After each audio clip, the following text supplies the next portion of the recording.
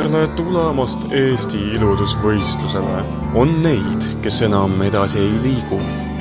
Aga nüüd esitlen neid daame, kelle tee viib ainult Miss Universumi tiitlile lähemale. Kes on kõige kaunim ning miks peaksid just nemad saama edasi?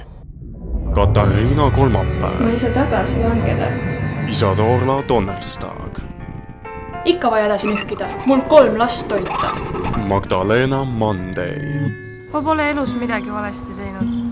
Ja mida ma olen valesti teinud, selle olen juba andeks saanud. Jaa, väga armas. Aeg on välja kuulutada võitjad ning selleks vajame me teie abi, head televaatajad. Kes on kõige ilusam ja kes pääseb edasi? Kes on kõige ilusam ja kes saab edasi?